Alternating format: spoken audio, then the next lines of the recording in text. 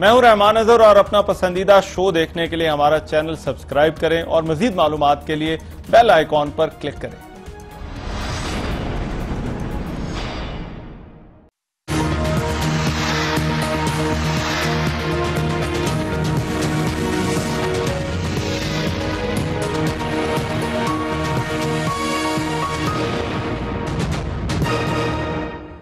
अस्सलाम वालेकुम, आपको आज के प्रोग्राम में खुश आमदीद। हुकूमत और अपोजिशन दोनों जनवरी की तारीखें दे रहे हैं। जनवरी में क्या होने वाला है? एक तरफ हुकूमत है जो दावा कर रही है कि मियां नवाज शरीफ को वापस लाया जाएगा। पहले भी वफाकी वज़रा ये दावा कर चुके हैं और आज वफाक इत्तलात सेनेटर शिबली फराज ने यही बात 15 जनवरी की तारीख देकर दोहराई। उनको वापस लाने के लिए हम पूरी तरह से मुतहर्रिक हैं। मैं आपको यकीन दिलाता हूं कि इंशाअल्लाह 15 जनवरी तक नवाज शरीफ पाकिस्तान में होंगे किसी एक जेल में, और इंशाअल्लाह हम उनको वापस लाएंगे। जनवरी में हुकूमत तो नहीं जाती है, नवाज शरीफ अलबत्ता वापस जेल जाएंगे और उनकी एक्स्ट्राडिशन कार्रवाई जो है वो शुरू हो गई है और इंशाअल्लाह जनवरी से पहले नवाज शरीफ को विल मेक श्योर तो वो पाकिस्तान वापस आए और जेल में अपनी बाकी सजा काटें। 31 दिसंबर से पहले झाड़ू फिर जाएगा और 20 फरवरी तक सारी सूरत हाल नॉर्मल हो जाएगी और मार्च में सेनेट के इलेक्शन होंगे अल्लाह के हुक्म से। और जो अहबाब और काबिल एहतराम लोग ये कह रहे हैं कि हम जा रहे हैं, हम कहीं नहीं जा रहे। अब दूसरी तरफ अपोजिशन है जो जनवरी में हुकूमत को जाता हुआ देख रही है। अपोजिशन अपने जलसों का आगाज कर चुकी है। इसके बाद उनकी तहरीक का रुख इस्लामाबाद की तरफ होना, एक मार्च भी हो सकता है और इस्तीफों का इंदिया भी दिया गया है। अपोजिशन को यह लगता है कि वो इस तहरीक के नतीजे में हुकूमत को चलता कर देंगे। जाली हुक्मरान अब एक टिमटिमाता हुआ चिराग है, अब तहरीक चल पड़ी है। अगर हिम्मत आपके अंदर हुई, इंशाअल्लाह ये आने वाला दिसंबर नहीं देखेंगे। जिस तरह हुकूमत बनी गाला में छुप के बैठी है, जिस तरह इनकी हवाइयां उड़ी हुई हैं, मैं तो ये समझ रही हूँ कि ये शायद जनवरी से बहुत पहले चलती बने। ये ज्यादा देर जो है ये जुल्म जो है वो कायम नहीं रह सकता। इंशाअल्लाह ताला वक्त आ गया है, इस मुल्क के अवाम जो है वो कामयाब होंगे और ये जालिम हुक्मरान जो है वो अपने अंजाम को पहुंचेंगे। अब पीडीएम को अपना अगला जलसा कोयटा में 25 अक्टूबर को करना है। इस जलसे के हवाले से भी हुकूमत खदशात का इजहार कर रही है। हुकूमती खदशात दो तरह के हैं, एक तो कोरोना के बढ़ते हुए खतरात है, दूसरी तरफ दहशत गर्दी के खदशे का इजहार भी किया जा रहा है। इसी बुनियाद पर बलोचिस्तान की जो हुकूमत है वो अपोजिशन से जलसा मुलतवी करने का कह रही है। मैं इस्तेदा करता हूं, इल्तिजा करता हूं, मोतबाना दर्दमंदाने गुजारिश करता हूं पीडीएम के क़यादत से, अगर वो वाकई जिम्मेदार हैं, उसमें जिम्मेदार अहदेदार हैं, दे आर रिस्पॉन्सिबल पीपल, तो अपनी जिम्मेदारी का फर्ज अदा करते हुए वो ये जो जलसा है परसों जो मुनक्किद किया जाना है, उन्होंने इस नेक्टा के सिक्योरिटी थ्रेट अलर्ट की बुनियाद पे उसे सस्पेंड करें। अपोजिशन इन हुकूमती खदशात को किस तरह से देखती है? क्या अपोजिशन अपने शेड्यूल में कोई रद्दोबदल करेगी? आज के प्रोग्राम में एक तो इस पर बात होगी। एक और बड़ी डेवलपमेंट, आज जस्टिस काजी फायज ईसा के खिलाफ रेफरेंस का तफसीली फैसला जारी कर दिया गया। ये 224 सफात पर मुश्तमिल फैसला जिसको जस्टिस उमर अता बंदयाल ने तहरीर किया। इस फैसले में सदारती रेफरेंस को गैर आईनी करार देते हुए यह कहा गया कि जस्टिस काजी फायज ईसा के खिलाफ सदारती जो रेफरेंस है वो आइन के खिलाफ वर्जी थी। फैसले के मुताबिक गैर जानिबदाराना अदलिया किसी भी मुआशरे की इक़दार में शामिल होती है और फैसलों के खिलाफ नजरसानी दरखास्तें दायर करना आईनी और कानूनी हक है। तहरीरी फैसले में यह भी कहा गया है कि आजाद अदलिया इतनी नाजुक नहीं कि एक शिकायत पर कमजोर पड़ जाए। जज के खिलाफ इंक्वायरी करना सुप्रीम जुडिशल काउंसिल का काम है और किसी और का नहीं। जस्टिस फैसल अरब और जस्टिस याया अफरीदी का अलग से नोट भी इस फैसले का हिस्सा है जिस पर बहुत बात हो रही है। और अब से कुछ देर पहले यह भी पता चला है कि पाकिस्तान जो है वो ग्रे लिस्ट में ही रहेगा FATF के हवाले से फरवरी 2021 तक। और इस पर भी प्रोग्राम में जो है वो बात। वेरी क्विकली मेरे साथ जो मेहमान मौजूद है उनका तारुफ करा दूं। जनाब सदाकत अली अब्बासी साहब, रहनुमा पाकिस्तान तहरीक इंसाफ, मेंबर कौमी असेंबली। बहुत शुक्रिया सदाकत अब्बासी साहब। फैसल करीम कुंडी साहब डिप्टी स्पीकर रह चुके हैं पाकिस्तान पीपल्स पार्टी के सीनियर रहनुमा है, बहुत शुक्रिया फैसल करीम कुंडी साहब। और तारिक फजल चौधरी साहब, वो भी हमें जो है वो ज्वाइन करें, अगेन सीनियर पॉलिटिशियन मुस्लिम लीग नून से। अगर आप हजरात की इजाजत हो, सिर्फ हमारे रिपोर्टर हसनात मलिक जो है वो हमारे साथ हैं। काजी फाइज ईसा के फैसले के हवाले से पहले मैं उनसे मालूम करना चाहता हूं कि ये जो तफसीली फैसला आया है इसमें आखिर कहा क्या गया है। हसनात बहुत शुक्रिया। हसनात, आप कोर्ट को कवर करते रहे, इस केस को भी बड़ा गौर से देखते रहे। मुख्तसर फैसला पहले आ चुका था, आज ये जो तफसीली फैसला है 224 सफात का, क्या इसमें जो कुछ फैसले में तफसीली फैसले में जो वजूहात बयान की गई हैं, जो रीजनिंग दी गई है, क्या उससे कोई सूरत हाल तब्दील होती है जो शॉर्ट ऑर्डर पहले आया है इस केस के अंदर इस रेफरेंस के हवाले से? जी शुक्रिया। बेसिकली कोई किसी किस्म की डायरेक्शन तो नई नहीं है, लेकिन जो रीजन दी गई हैं वो, क्योंकि बड़ा इस पे इंतजार किया जा रहा था कि रीजन क्या है जिसकी बुनियाद पे ये जो सदारती रेफरेंस है ये ख्वाहिश किया गया। एक तो बात जो इस रीजन से सामने आई कि जी किसी किस्म की कोई ऑब्जर्वेशन ये नहीं है कि भाई कोई जासूसी जजिस की गई है। इसके अलावा फाइंडिंग आई है कि जी लॉ मिनिस्टर और अटॉर्नी जनरल ने गलत एडवाइस दी, सदर ने अपनी जो है जिम्मेदारी सही तरीके से नहीं अदा की। लेकिन ये ऑब्जर्वेशन फाइंडिंग है, लेकिन डायरेक्शन नहीं है सदर और लॉ मिनिस्टर और अटॉर्नी जनरल के खिलाफ। अच्छा। बाकी उन्होंने एक्सप्लेन किया कि जो मामला उन्होंने जस्टिस काजी फाइसा के FBR में भेजा, तो उसमें मेरा ख्याल है जो उन्होंने एक्सप्लेन किया है उससे लग रहा है कि जस्टिस काजी फाइसा सेफ है। उन्होंने ये बड़ा कहा कि गवर्नमेंट ने एक ऐसा डिफेक्टिव रेफरेंस उनके खिलाफ दिया जिसमें कोई मनी लॉन्ड्रिंग का सबूत नहीं है, कोई ऐसी चीज वो साबित करने में कामयाब नहीं हुई है कि जिसमें कि वो हो के जी जस्टिस काजी फाइसा ने कोई जो है कोई कानून तोड़ा हो। तो और इसके अलावा उन्होंने बताया कि हमने इसको इस वजह से भेजा कि मामला जजेस की अकाउंटेबिलिटी, जजेस अबव लॉ नहीं है, उनकी भी अकाउंटेबिलिटी होनी चाहिए।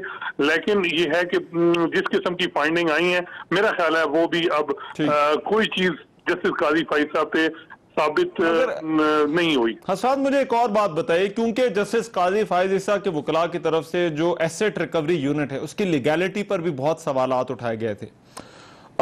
क्या इस फैसले को या इस रीजनिंग को कोई हुकूमत के लिए इसमें सेटबैक है या नहीं है? देखिए, लॉ मिनिस्टर और प्राइम मिनिस्टर के हवाले से भी एक जगह बड़ी सख्त ऑब्जर्वेशन आई है कि कॉन्स्टिट्यूशनल वायलेशन हुई है कि जजेस के हवाले से जब आप रेफरेंस फाइल करते हैं और ऐसा डिफेक्टिव रेफरेंस फाइल करते हैं तो कम से कम उसमें पूरी जो लवाजमात हैं वो पूरे नहीं किए गए, और ऐसा रेफरेंस ये एम्बेरसमेंट की जजेस को, ये इस किस्म की फाइंडिंग बड़ी सख्त है जो आप कहें ऑब्जर्वेशन, लेकिन डायरेक्शन नहीं है कि उस ऑब्जर्वेशन की बुनियाद पे कहा जाए कि जी उनके खिलाफ रेफरेंस यानी उनके खिलाफ कार्रवाई करें। एक जज की ओपिनियन है कि जी क्रिमिनल जो है ना प्रोसीडिंग्स की जाए, इनिशिएट की जाए लॉ मिनिस्टर फरूक नसीम साहब के खिलाफ, लेकिन वो एक जज की ओपिनियन है। वो आप ये कह रहे हैं वो ऑब्जर्वेशन है, वो ऑर्डर नहीं है, जी बिल्कुल। लेकिन देखें ये ऑब्जर्वेशन बड़ी स्ट्रांग है, मेरा ख्याल है पोलिटिकली बड़ा सेटबैक। अब जो हालात जिस किस्म के बन रहे हैं, जिस किस्म के सदर के हवाले से ऑब्जर्वेशन आई है कि सदर बिल्कुल नाकाम रहे, उन्होंने एक ऐसा रेफरेंस जो डिफेक्टिव था और उन लोगों से एडवाइस ली जो जिनका कंफ्लिक्ट ऑफ इंटरेस्ट था, तो हम कह सकते हैं कि ऑब्जर्वेशन बड़ी स्ट्रांग है जिसपे अपोजिशन जो है वो बात करेगी कि इखलाकी जवाब नहीं बनता कि ये इन ओहदों पे जिनके खिलाफ ऑब्जर्वेशन आई है वो रहे। अच्छा, मगर हसनात एक और चीज बताइए, ये जस्टिस याया अफरीदी और जस्टिस फैसल अरब का अलग से नोट है। आप कोर्ट केसेस कवर करते हैं, फैसले भी आपने बेशुमार देखे होंगे। एक तो जो जजमेंट है वो लिखी गई है, जो फैसला लिखा गया है वो जस्टिस उमर अता बंदियाल की तरफ से लिखा गया। जो ये अलग से नोट हैं, इनकी कानूनी हैसियत जो है वो क्या समझी जाती है आमतौर पर केसेस के अंदर, या जिन केसेस में ये अलग से नोट जो है वो जज साहिबान जो है वो तहरीर करते हैं? देखिए, ये बाइंडिंग नहीं होती इनकी ऑब्जर्वेशन, ये अगले किसी फैसले की जुरिस्प्रूडेंस से सवाल हो सकती है। कानून आगे यानी अदालती यानी उस फैसले से एक नई बहस शुरू हो सकती है। लेकिन आप कहें कि ये बाइंडिंग होती है किसी जज की ओपिनियन, वो जो इनफरादी होती है वो नहीं है। ये कोर्ट ऑर्डर नहीं आप इसको कह सकते, यानी इस पे आप बात तो कर सकते हैं कि इखलाकी तौर पे, लेकिन लीगल इसकी कोई वो हैसियत नहीं कि भाई इसकी बुनियाद पे अगर एक जज ने कोई ऐसी फाइंडिंग दी है तो कार्रवाई की जाए। यानी एक जज की जिस तरह उन्होंने जस्टिस याहिया अफरीदी ने कहा कि उनके खिलाफ क्रिमिनल कार्रवाई करें लॉ मिनिस्टर फरूक नसीम के खिलाफ, या ARU के हवाले से भी उन्होंने बात की, लेकिन उनकी कोई लीगल वो नहीं है कि भाई अब करना ही करना पड़ेगा, क्योंकि मेजॉरिटी जजमेंट ने उस तरह नहीं की। लेकिन सबसे इम्पोर्टेंट बात है कि जो दो जजेस हैं, जस्टिस मकबूल बाकिर और जस्टिस मंसूर अली शाह, उनकी जो ओपिनियन या उनका जो है नोट उन्होंने जारी नहीं किया। तो ये बड़ी इंटरेस्टिंग चीज है कि भाई अभी भी दो जजेस ने अपना नोट जो है वो ये फैसला उनके नोट के बगैर आया है। जी बिल्कुल, उनके नोट के बगैर है। ठीक है, बहुत शुक्रिया हसनात मलिक, हमारे जो रिपोर्टर हैं, कोर्ट रिपोर्टर, वो बता रहे थे क्योंकि ये मामला जो है वो अभी भी इसकी जो प्रोसीडिंग्स हैं जो FPR के हवाले से वो जो है वो चल रही है। सदाकत भाई साहब, you want to comment on something इस फैसले के हवाले से जो आज तफसीली फैसला आया, या फिर हम PDM वाले जलसे और जनवरी की जो बात है कमेंट करने में कोई ऐसी बुराई नहीं है कि एक जनरल पॉइंट ये है कि कोई भी कानून से बालातर नहीं है। ठीक। और जज साहब, किसी भी जज साहब के खिलाफ अगर कोई इस तरह की बात है तो वो ड्यू प्रोसेस ऑफ लॉ जो एक तरीकाकार आइन में दिया हुआ है उसके मुताबिक करें। हुकूमत ने अपना काम किया और जुडिशरी का फैसला आ गया। मेरा ख्याल है कि जुडिशरी इस मामले में सुप्रीम है, जो उनकी डायरेक्शन है, जो उनका फैसला है, उसको मनोअन तस्लीम किया जाएगा। और मेरा नहीं ख्याल कि कोई फैसला ऐसा है जिसके पॉलिटिकल कॉन्सिक्वेंसेस मुझे लग नहीं रहे। ऑब्जर्वेशन कुंडी साहब वो थोड़ी सी सख्त है, मगर जो ऑर्डर है उसके अंदर ऐसी कोई बात नहीं है। बिस्मिल्लाह, देखें आज एक फैसला आया है और भाई साहब ने एक बात की, लेकिन देखें पहली बात तो यह है कि कैबिनेट की तरफ से प्रेसिडेंट हो गया, प्रेसिडेंट ने भी पढ़ा लिखा कुछ भी नहीं, मतलब है कि वो ऐसे ही साइन करके आगे भेज दिया।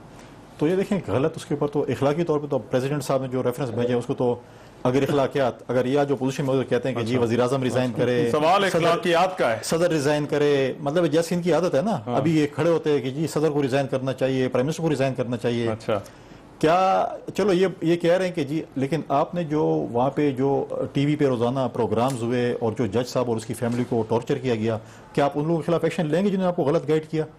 हमारे दौर में भी वही लोग थे जिन्होंने हमें जुडिशरी के साथ लड़ाया था एक जमाने में, वो आज इनके साथ वजीर हैं। आज इनको मतलब है कि उन्होंने इसी तरह गाइड किया। और आप कह रहे हैं कि जिन्होंने आपको जुडिशरी के साथ लड़ाया वही लोग जो है वो इनको भी हमारे दौर में भी हमारे जो लॉ मिनिस्टर थे, आज इनके साथ भी वो मिनिस्टर है, पार्लिमानी अफेयर के मिनिस्टर हैं, तो उन्होंने भी हमें जुडिशरी के साथ काफी कोशिश की हुकूमत को लड़ाने की, और कुछ हद तक वो अपने उसमें कामयाब भी रहे, मिशन में अपने मिशन में लगे रहते हैं। अब वो इनके साथ है, वो अपने मिशन में लगे रहेंगे, फिर वो अगले स्टेप में किसी और हुकूमत में जाएंगे, फिर अपने मिशन में लगे रहेंगे। लेकिन क्या आज जो इनके ऊपर जो आया है, चाहे वो शहजाद अकबर जो रोजाना हमें TV पे आके बताते हैं कहने की ये बनी ट्रायल है, जैसे जज साहब की भी दे रहे थे, उसकी फैमिली के दे रहे थे, तो मतलब ये हुआ कि उन्होंने जितने भी कहे वो सारा झूठ। मैं नहीं कह रहा हूँ, इनके 3 दिन पहले काबीना की मीटिंग में भी कहा गया, इनके अपने कैबिनेट के मेंबर ने कहा कि हमारे साथ ये झूठ बोल रहे हैं, इन्होंने हमें मिसगाइड किया हुआ है। मगर वो प्रोसीडिंग्स तो अभी जो है वो ऑन गोइंग है, उस हवाले से जो है वो रिपोर्ट जो है वो जमा होनी है, वो जो FBR की प्रोसीडिंग्स है। देखिए एक चीज तो है ना, मतलब है कि आप इल्जामात लगाते हैं, आप इल्जामात के बाद फिर TV प्रोग्राम शुरू करते हैं कि ये चोर है, डाकू है, फलां है, बाकी इल्जामात भी आप लगा रहे थे। तो आज तो एक इल्जाम तो आपको पता चल गया कि आपने इतने ऊपर उसके ऊपर इतनी मेहनत की, इतने आपने उसके पीछे लगे रहे और आप आखिर में हल कुछ निकाल सके। आज क्या है, आज तो आप कह रहे हैं कि हुकूमत के लिए ये पोजीशन हुकूमत की कमजोर करता है, ये जो आज का डिटेल्ड जजमेंट आई है। ये तो अब वो उससे सख्त में अल्फाज नहीं, बस आप पोजीशन वाली ठीक है, क्योंकि मैं तारिक फजल चौधरी साहब आप कुछ कमेंट करना चाह रहे हैं, फिर मैं वो दूसरा जो जलसा है और जो जनवरी की तारीखें दी जा रही हैं उस पर जो है वो बात करें इस फैसले के हवाले से।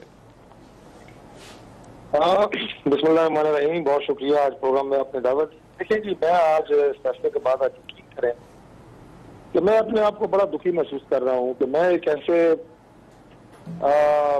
मैं मुल्क को तो नहीं कहूँगा, मुल्क तो हमारा बहुत अच्छा है, कौम बहुत अच्छी है, अल्लाह ताला बहुत नेमतें हमें हासिल है, लेकिन इस मुल्क में दुखी इसलिए हूँ कि एक ऐसे सदर साहब बैठे हुए हैं जिनके बारे में पाकिस्तान की सबसे बड़ी अदालत ये कह रही है कि उन्होंने जो रेफरेंस दायर किया वो बदनीति में मबनी था। जिसका मतलब है कि सदर बदनीयत है, बाइस्ड है, वो वफाक का नुमाइंदा नहीं है, पीटीआई का नुमाइंदा है, एक जमात का नुमाइंदा है, और उस जमात के वज़ीर आज़म के मौक़िफ़ को, चाहे वो सही है या गलत है, उसको वो तोड़ करता है, उसको लेके आगे चलता है, चाहे वो अदलिया के खिलाफ हो, चाहे वो मुल्क के निज़ाम के खिलाफ हो, पाकिस्तान के आइन के खिलाफ हो, पाकिस्तान के फेडरेशन के खिलाफ हो, हमारी नॉर्म्स के खिलाफ हो, लेकिन वो इसमें कोई परवाह नहीं है। अच्छा। राजनीति में मबनी सदर क्या सादिक और अमीन हो सकता है तो वो इस मुल्क के ऊपर जो है वो अपनी कुर्सी पे विराजमान रहे? ये बड़ा ही अफसोसनाक है। सिर्फ एक जुमले से ही मैं समझता हूँ कि उस मनसब पे जो शख्स बैठे हैं उन्हें सोचना चाहिए कि क्या वो अभी भी अहल हैं इस बात के कि वो कुर्सी सदारत में विराजमान रहे, और जिस वज़ीर आज़म ने उन्हें ये एडवाइस की कि आप ये रेफरेंस दायर करें, क्या वो सादिक और अमीन है? ये सारे जो इस फाइलिंग के चलते बैठे हैं, क्या ये सारे सादिक और अमीन हैं जो बदनीति पे एक जज पे वार करते हैं? क्यों वार करते हैं? इसलिए जो हक और सच की बात कर रहा है, इसलिए कि उसके फैसले इन्हें पसंद नहीं है, इसलिए कि वो इनके प्रेशर में नहीं आ रहा, इसलिए कि वो किसी को अकामे की बुनियाद पे नहीं निकाल रहा। यानी अजीब और गरीब मैं सोचता हूँ कि ये एक जो फैसला है इसने बड़े लोगों की आंखें खोल दी हैं। ठीक है, तो आप ये कह रहे हैं कि ये कुछ बड़े हुकूमत के लिए मुश्किल सवालात जो है वो इस फैसले ने खड़े कर दिए। अच्छा, मुझे एक ब्रेक लेनी है, मैं जरा ब्रेक के बाद जब वापस आऊंगा तो ये जो जनवरी की तारीखें जो जा रही हैं और कोयटा जलसा जो अपोजिशन तैयारी कर रही है और हुकूमत ये कह रही है कि कोरोना और जो दहशतगर्दी के खतरात है उसकी वजह से इस जलसे को मुलतवी कर दिया जाए, इस पर बात करेंगे इस ब्रेक के बाद। हमारे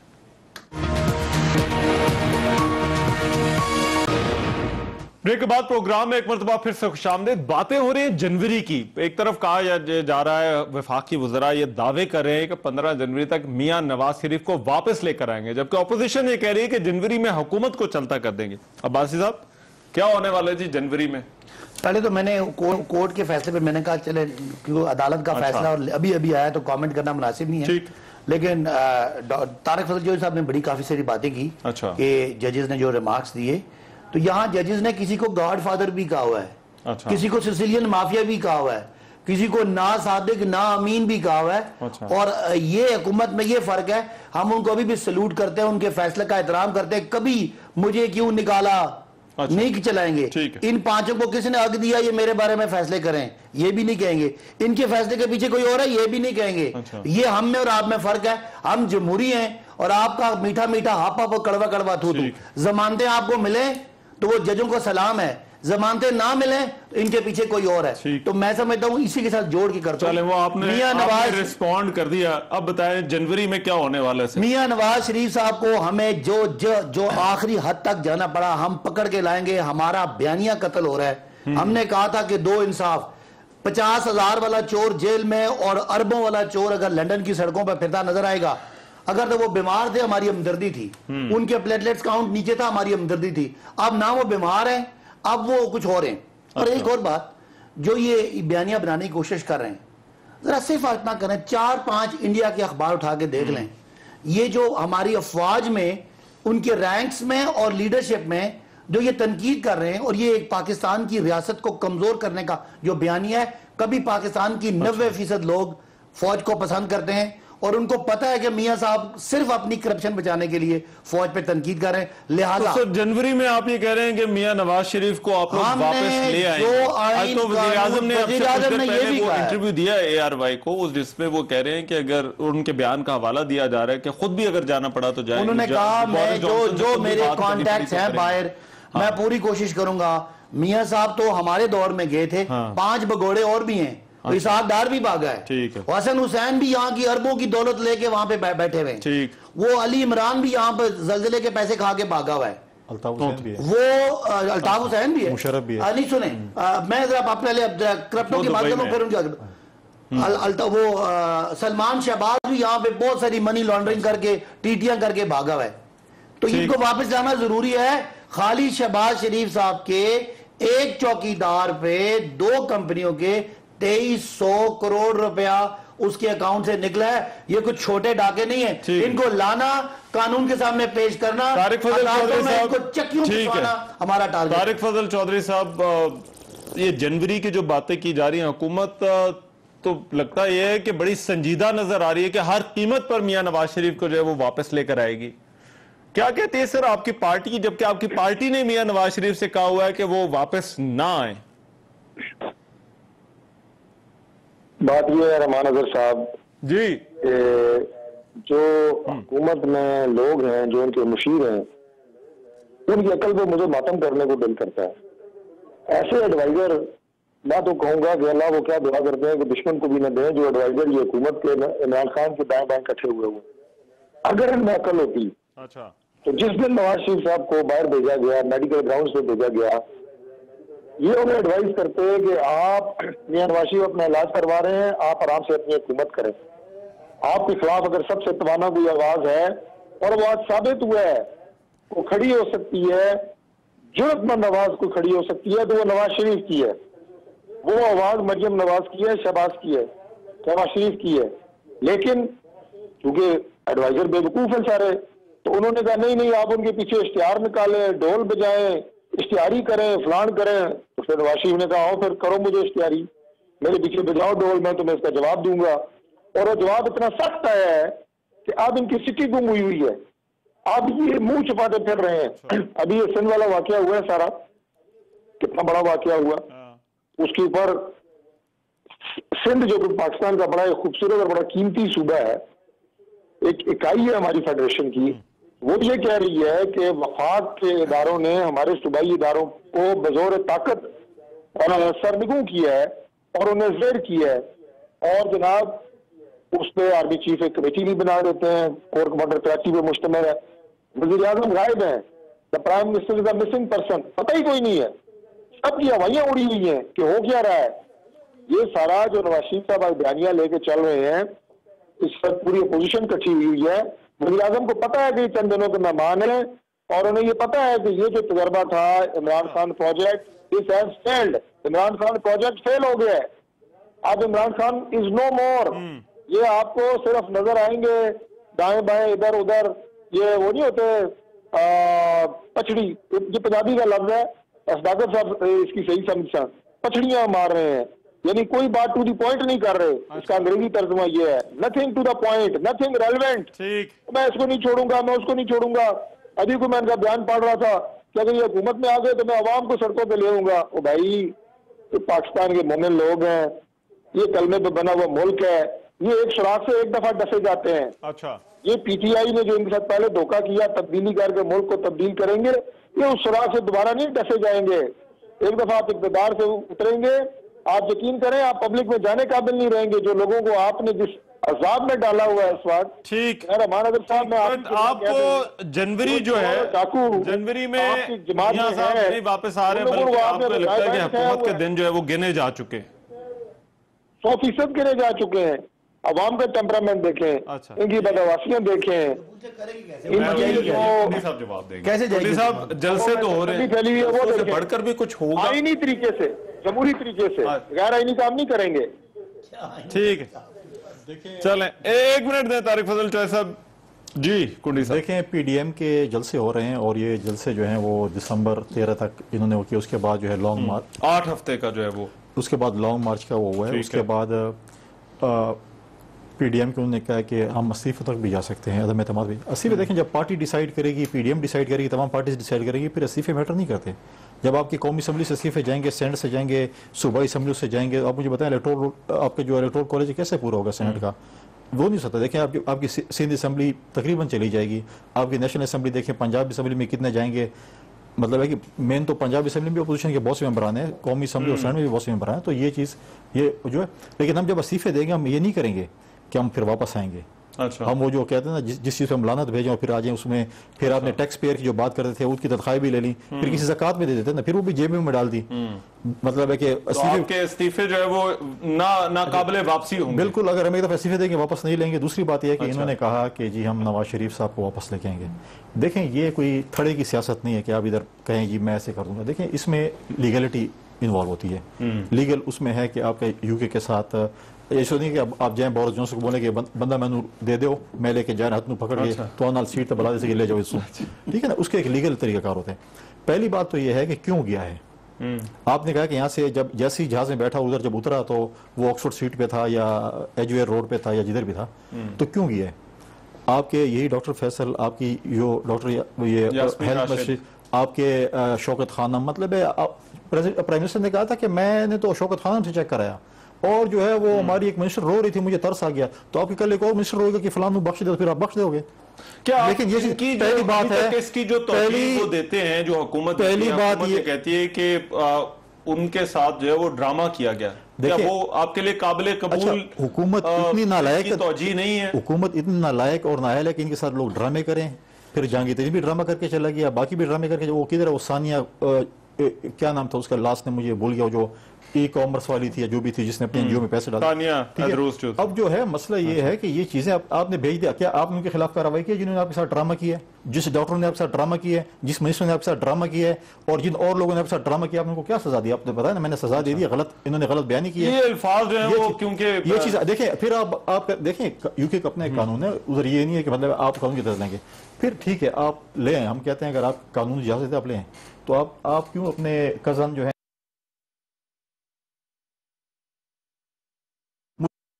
दुबई में ना, ये तो अप एंड डाउन फ्लाइट फौरन नहीं कर सकते ना। अच्छा। ट्रायल बेस पे पहले आप जब जाते हैं ना, ये तो क्रिकेट की जबान समझते हैं ना, आप जब किसी और मुल्क जाते हैं तो पहले आप वो काउंटी वो अपना छोटी टीमों के साथ खेलते हैं ना, तो ये नजदीक है, पहले वार्म अप मैच खेलो, फिर जाके वनडे खेलो। पहले जो नजदीक ने उन्होंने लेके आओ। पहले तो ये कहते हैं जी कि कानूनी बात है जी, मियां साहब को लाने में कोई कानूनी मुश्किल है, वो खुदा का बंदों को अखलाकियात भी है। अच्छा, कोई रीजन बनती है, 3 दफा आप सुने ना, 3 दफा का प्राइम मिनिस्टर, उसके 2 बेटे हैं, दोनों के दोनों मुल्क से भागे हुए, फिर अल्ताफ हुसैन को आपने सलूट मार के भेजा, हमने नहीं भागे हुए, वो आपके उसने। अल्ताफ हुसैन कौन है? मैं उसकी बात कर रहा हूँ, सॉरी, मुशर्रफ की। मुशर्रफ को तो आपने सलूट मार के भेजा। नवाज शरीफ जो है वो हमारे दौर में, आप ठीक कहते हैं हमसे गलती हुई, लेकिन एक चीज डोमिनेट कर गई, वो थी सिंपैथी टुवर्ड्स हिज हेल्थ। हमारा उनकी सेहत के बारे में जो हमारी हमदर्दी वाली बात थी वो डोमिनेट कर गई। खुदा ना खास्ता एक शक गुमान गुजरा कि उनकी कुछ जान को कुछ ना हो जाए, वो तो हो गया। हमने तो इखलाकी तौर पे आला काम किया, आपने हमारी इखलाकियात को भी खराब किया, अपनी इखलाकियात को भी खराब किया। चले यार आप बीमार हैं, इलाज करा, 1 साल के करीब हो गया, मियां साहब को मैंने एक टैबलेट खाते में नहीं देखा। अच्छा, किसी अस्पताल में वो दाखिल नहीं हुए, कोई उन्होंने इलाज नहीं कराया। वो करते हुए क्या तकरीरें कर रहे हैं, वॉक कर रहे हैं, कॉफियां पी रहे हैं, उधर वो आगे पीछे हवाखोरी कर रहे हैं। मुझे बताएं, मेरा ख्याल है उन्होंने जो सवाल, जो कुंडी साहब सवाल उठा रहे हैं, एक मिनट कुंडी साहब सवाल ही उठा रहे हैं कि क्या अमली तौर पर दावा तो है, देखें आप सियासी, आप हुकूमत में हैं, अपोजिशन में नहीं है, अमली तौर पर क्या ऐसा होना आपको मुमकिन नजर आ रहा है? जो आज बात शिबली फराज साहब ने की कि उन्होंने तो कहा 15 जनवरी तक वापस लेकर आएंगे इनको। देखिए, ये हुकूमत ने टारगेट ये सेट किया है कि उनको वापस लेके आना है, और ये आपको पता है इमरान खान जो चीज डट जाएंगे इस बात के ना, वो काम हो जाता है। 15 तक वो वापस मैं कहता हूं अगर ना भी ला सके तो कम अज कम ये इतना बुरी तरह एक्सपोज हो जाएंगे। ख्वाजा आसिफ की असेंबली में मेरे सामने तकरीर थी, कहते हैं अल्लाह की कसम है ये 84 बंदे गवाही देते हैं मियां साहब ठीक होंगे वापस आएंगे। आज नहीं आ रहे। इनकी सियासत जो वैसे खत्म हो गई है, उसमें बाकी इखलाकी जवाब क्या रहेगा कि जी बच्चे पहले भाग गए थे, वो 900 करोड़ के फ्लैट जो मरियम साहिबा के नाम पे है, मरियम साहिबा कहती थी मेरी लंदन में तो क्या पाकिस्तान में भी कोई प्रॉपर्टी नहीं है, प्रॉपर्टी भी निकल आई, प्रॉपर्टी में वो रह भी रहे हैं और यहाँ से भागे हुए भी हैं। तो ये सवाल जो है वो सिर्फ मियां नवाज शरीफ का नहीं बल्कि बाकी लोगों का भी है। पाकिस्तान ब्रेक लेने दें, इतनी मोहब्बत है, जरा ब्रेक के बाद पाकिस्तान आना नहीं है। तारिक फजल चौधरी साहब, सर आप जवाब दीजिएगा, ये जो सदाकत अली अब्बासी साहब जो बात कर रहे हैं ना सिर्फ मियां नवाज शरीफ के हवाले से बल्कि जो बाकी PMLN से ताल्लुक रखने वाले लोग बाहर, इस ब्रेक के बाद आ रहे हैं। ब्रेक के बाद प्रोग्राम में एक मरतबा फिर से खुशामदीद। जनवरी में क्या होने वाला है और फिर ये कोयटा जलसे के हवाले से जो हुकूमत बलोचिस्तान खदशात का इजहार करिए। तारिक फजल चौधरी साहब, एक तो आप रिस्पॉन्ड करना चाह रहे थे जो सदाकत अली अब्बासी साहब ने बात की, लेकिन ये दो तरह के खदशात अब बलोचिस्तान की हुकूमत, आपका जो इतवार वाले दिन जहां पर PDM जो वो जलसा कर रही है उसके हवाले से, एक कोरोना और दूसरा दहशत गर्दी का, क्या शेड्यूल पर कोई नजरसानी हो सकती है? क्या अपोजिशन कोई सोच सकती है कि ये दोनों वाकई बड़े खतरे हैं, तो हमें कोई देखना चाहिए कि जलसा किस टाइम पर और किस दिन करना है? देखिए, सबसे पहले तो बहुत मुख्तसर सी बात मैं करूंगा। जो मेरे भाई सदाकत भाई साहब ने गुफ्तगू की है, मैंने एक भाइयों वाला मशवरा दूंगा कि ऐसी गुफ्तगू ना किया करें, ये करना छोड़ दें जिससे लोग आप पे हंसा करते हैं। मैं पूरी ईमानदारी से एक भाई वाला मशवरा दे रहा हूँ। ये जो गुफ्तगू आप की है आपने अभी, इस गुफ्तगू से लोग आप पे हंसते हैं, आप जग हंसाई का सबब बनते हैं अपने लिए। आप मेंबर पार्लियामेंट हैं, आप गुफ्तगू वो किया करें जिसमें लोगों के मसाइल का जिक्र हो, कोई लोगों की तकलीफ का जिक्र हो। ये एक भागा हुआ है, दूसरा भागा हुआ है, वो कारोबार के सिलसिले में गए हुए थे, आपने पीछे उन पर पर्चे दिए, आपने उस पर वो कुछ किया, उन जजेस के जरिए उनको सजाएं नहीं जिनको आज आपको निकालना पड़ा। इनका किरदार ही ऐसा नहीं है कि ये जज रह सके। ये मेरी बात सुन लेना, उन जजेस को आपको घर भेजना पड़ा। मेरे भाई, लोग सारा कुछ जानते हैं, लेकिन आप जब मेंबर पार्लियामेंट हो गए गुफ्तगू करते हैं और बार बार करते हैं और इस अंदाज से करते हैं तो लोग आप पे हंसते हैं। ये ना किया करें। मैं आपको ईमानदारी से मशवरा दे रहा हूँ, इससे आप किसी का भला नहीं कर रहे, ना पार्टी का और ना अपनी जात का। एक अपनी जात का भी एक इमेज होता है ना कि यार आप आते हैं कितनी संजीदा बात करते हैं, तो लिहाजा पार्टी लाइन भी टो करें, लेकिन ये बातें ना किया करें, इसका कोई सर पैरी नहीं है। दूसरा जो आपने कहा जी, एपीडीएम की जलसों का ये जो दो चीजें, कोरोना और थ्रेट, जी मैं उसी की बात कह रहा हूँ। उसके शेड्यूल में जी कोई तब्दीली नहीं है अल्लाह के फजल से, वो बिल्कुल होगा।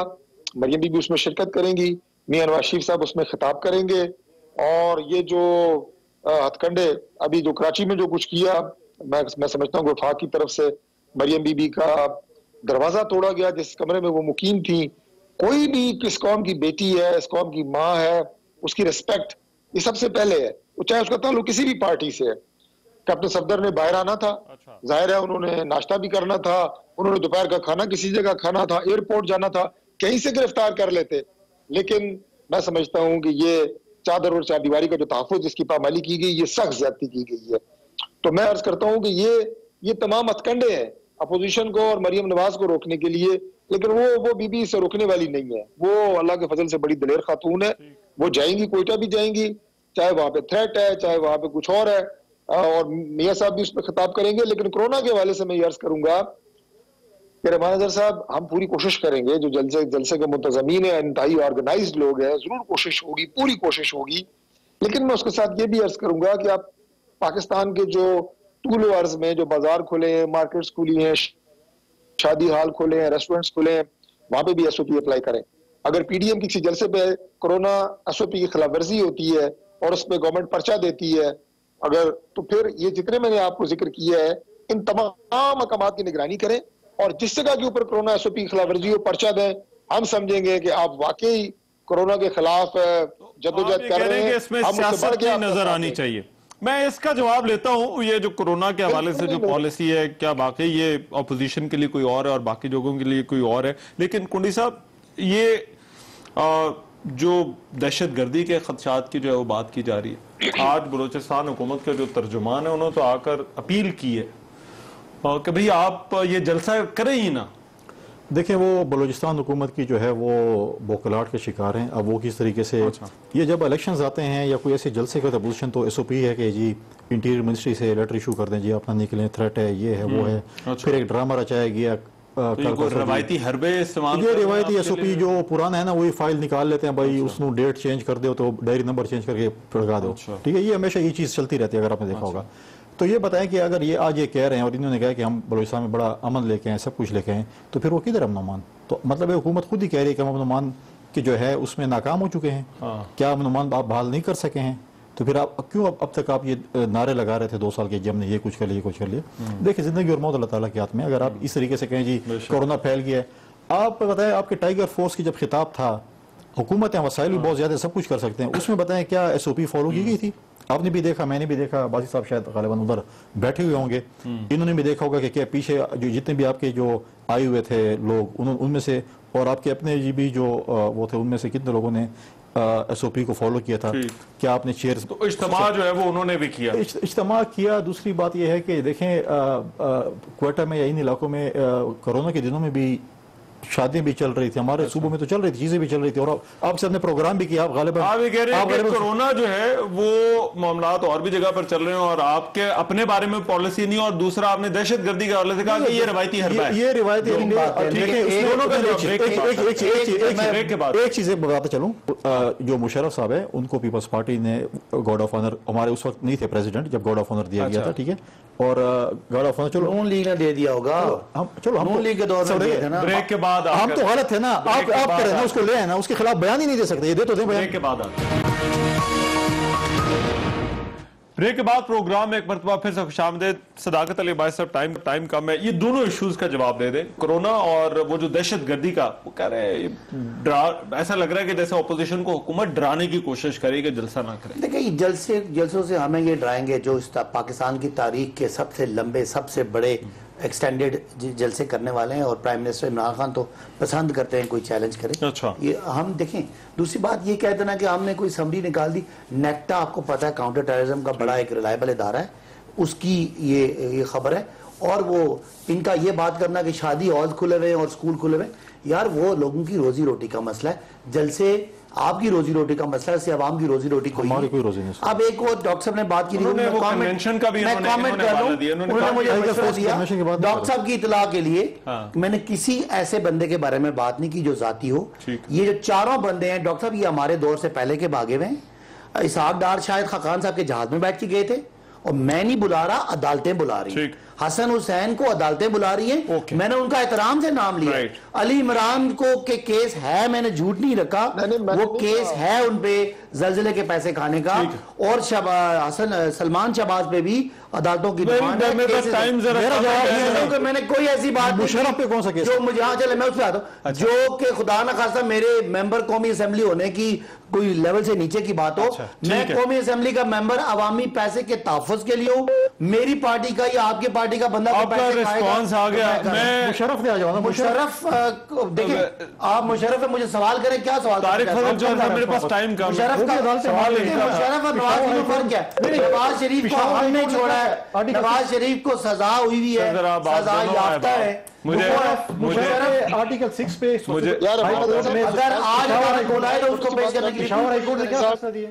नहीं उसको अच्छा जी, डॉक्टर तारिक फजल चौधरी साहब, उनको तो आपकी जरूरत नहीं मुशर्रफ वाले केस में आप दोनों को फिर किसी आप जरूरत ही नहीं कर सकते मुशर्रफ से बात कर लेते हैं। मुझे फाइनल कमेंट लेने दें तारिक फजल चौधरी साहब से। जी तारिक फजल चौधरी साहब, ये जो क्वेटा वाला जलसा है, आपको लगता है कि 2 हफ्तों में?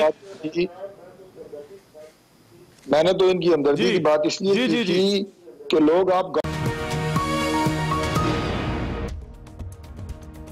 मैं हूं रहमान अजहर, और अपना पसंदीदा शो देखने के लिए हमारा चैनल सब्सक्राइब करें और मजीद मालूमात के लिए बेल आइकॉन पर क्लिक करें।